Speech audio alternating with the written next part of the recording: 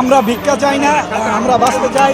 আমরা চাই মাসিক ভাতা ৫,০০০, সর্বনিম্ন ভাতা ৫,০০০ করতে হবে। লন্ডন আমলে ছিল, ব্রিটিশ আমলে ছিল, কিন্তু আজকে স্ট্রাকচার হয়েছে, কিন্তু সবকিছু উন্নত হয়েছে, আমাদের জীবনে উন্নয়ন উন্নত হয় নাই। আমরা আজকে দীর্ঘদিন অবহেলিত। আমরা এই দেশের নাগরিক, আমরা এই দেশের নাগরিক, কিন্তু আমরা যাই না। বিভিন্ন সরকার বিভিন্ন সময় ছিল, কিন্তু আমরা চাই আমাদের এই দাবি বাস্তবায়ন হয় না। আমরা এখানে অবস্থান করবো। আমরা চাই মাসিক ভাতা ৫,০০০, সর্বনিম্ন ভাতা ৫,০০০ করতে হবে।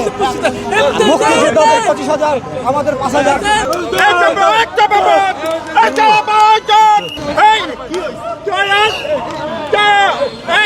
আজকে এই ছেলে মেয়ে বধির নারী পুরুষ অনেক, আজকে আমরা বাক প্রতিবন্ধী মানুষরা সমাজে সবচেয়ে বেশি অবহেলিত, কিন্তু আমাদেরকে অন্য যারা আছেন প্রতিবন্ধী ব্যক্তিরা কথা বলতে পারে, সবল প্রতিবন্ধী হতে পারে, কিন্তু আমাদের বধির ব্যক্তিদেরকে আগানো হচ্ছে না।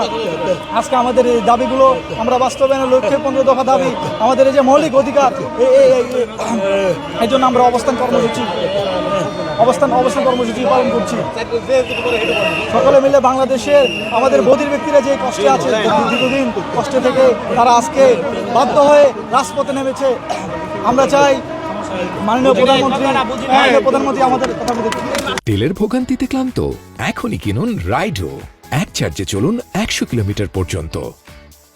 প্রায় ৪,০০০-এর অধিক বধির ব্যক্তিরা এখানে উপস্থিত হয়েছে।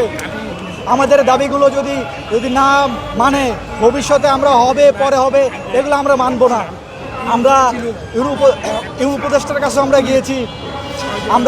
গিয়েছিলাম উপদেষ্টা বরাবর পরে, কিন্তু এই তালবাহানা করে আমাদের দাবিগুলো বাস্তবায়ন হয় নাই।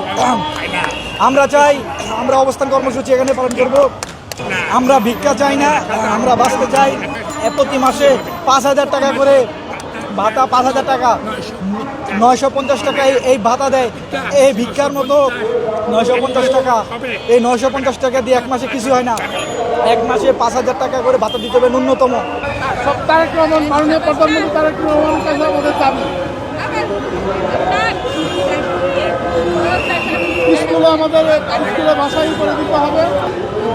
বাংলাদেশ জাতীয় মহিলা সংস্থান, বদিস মহিলা সংস্থা থেকে আমরা সব পুরো বাংলাদেশের সদস্য, সব মহিলা সংস্থা থেকে এখানে আসছি। আমাদের খাওয়া দাওয়া অনেক কষ্ট বিনিময়ের দিকে আসছি, আর খাওয়া নাই। আমাদের বেতন ভাতা বাড়িয়ে দিতে হবে। হ্যাঁ, তবে কাজ করার মতো কর্মসংস্থান তৈরি করে দিতে হবে বাংলাদেশ সরকারের কাছে। হ্যাঁ, বাস ভাড়া হাফ করে দিতে হবে। তাদের কর্মসংস্থান কার্যের সাথে কর্মসংস্থান করে দিতে হবে। হ্যাঁ, সরকার ওদের ভাতাটা একটু বাড়িয়ে দিতে হবে।